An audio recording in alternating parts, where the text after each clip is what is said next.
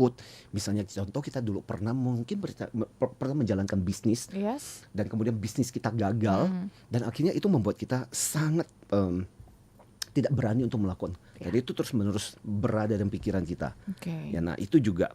Atau misalnya bisa juga loh kalau kita perhatikan yang juga merupakan racun.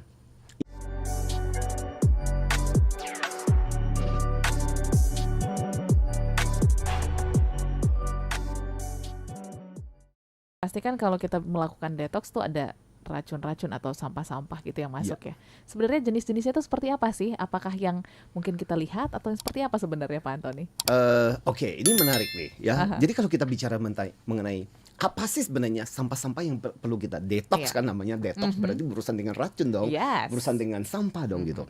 Sampah apa saja? Satu, sampah yang pertama adalah sampah dari kejadian-kejadian di masa lalu yang masih membekas dan menciptakan perasaan-perasaan tidak menyenangkan. Oke. Mungkin misalnya dulu ya, saya nggak tahu, bisa jadi misalnya smart listener Anda dibesarkan di lingkungan yang orang tua yang tanda petik cukup toksik, Yes. yang tiap hari kemudian mengatakan dasar anak tidak berguna, anak dasar ya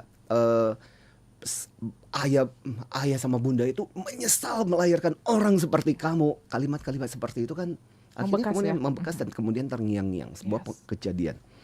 Atau bisa juga pengalaman-pengalaman pribadi yang membuat kita terbelenggu oleh kejadian, misalnya kejadian kegagalan di masa lalu Oke. yang kemudian akhirnya bertumbuk terus di pikiran kita, membuat kita misalnya nggak berani, khawatir, takut.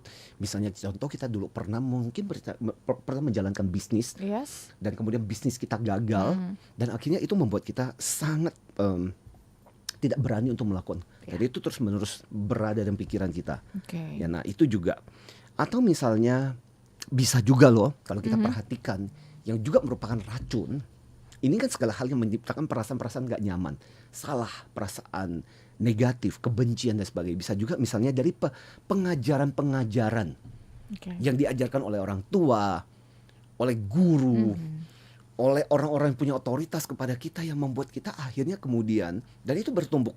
Dan akhirnya efeknya adalah benci, marah, ya, dan kemudian kita mengatakan aku nggak pernah punya pengalaman seperti itu, tapi kenapa ada dalam Iya. pikiranku? Oke. Ya pikiran misalnya ya jangan mau ya sama orang kaya. Orang kaya itu penipu, Iya, orang iya, kaya itu iya. manipulatif. Tertanam ya Tertanam dalam bawah pikiran sadar. kita. Aha.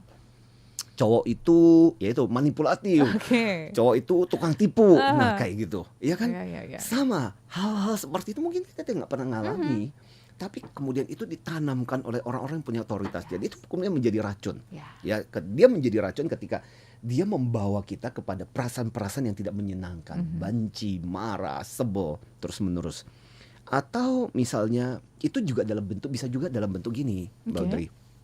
Belief, keyakinan, ya, yang membuat kita tadi takut untuk melangkah, khawatir, cemas. Dan itu berasal dari keyakinan-keyakinan dan pikiran kita. Tadi gagal juga bisa kan, Yes. gagal interview yang membuat gagal ini dan kemudian saya itu nggak bisa. Atau misalnya keyakinan bahwa usiaku misalnya sekarang sudah 45, kayaknya bakal susah untuk dapat pekerjaan Ya. lagi, sulit untuk memulai sesuatu, sulit untuk belajar. Itu kan keyakinan-keyakinan. Nah, kayak gitu itu kita harus mengerti berbagai racun-racun yang terus-menerus akhirnya kan menyebar gitu Yes. dan mempengaruhi seluruh aktivitas kita, keyakinan kita. Atau bisa juga begini, dalam bentuk informasi dari luar. Oke, oke. Ya, seperti tadi, Yes. informasi dari luar yang enggak benar, mungkin Menakuti gitu ya. iya, menakutkan dan membuat kita akhirnya percaya dengan Iya. informasi seperti itu tanpa dasar, dan akhirnya kemudian hidup kita itu lebih banyak dipengaruhi oleh ketakutan karena informasi-informasi seperti itu. Ya, jadi lebih besar ketakutannya daripada kebenaran Kebenarannya. informasi. Ya, nah kalau udah kayak begitu kita mesti cari kebenaran. Tapi kan pengaruhnya luar biasa. Iya. Dulu waktu zaman-zaman COVID Wah. kan banyak hoaxnya. Iya, penimbunan masker. Iya. Wah, itu banyak banget. Iya, Pak dan membuat Antoni. kita marah dan sebagainya. Iya, iya, iya. Ya, ada beberapa informasi yang kita nggak bisa masukkan dalam pikiran kita untuk dipikirkan terlalu mendalam. Kenapa? Karena itu di luar kendali kita gitu. Yes. Ya tadi penimbun master, dasar kurang ajar dan sebagainya. Oke, benar kita marah. tapi terlalu dipikirkan kita nggak bisa melakukan apapun Yes, gitu. ya, ya, ya. Nah, Mhm. kayak gitu. Itu beberapa sampah-sampah dalam pikiran kita yang smart listener kita mesti menyadari bahwa Mhm. itu berpengaruh besar kepada efektivitas kehidupan kita. Oke, nanti kita akan bahas juga Pak Antoni, sebenarnya Ya. tantangan kita dalam melakukan mental detox ini apa aja sih gitu ya.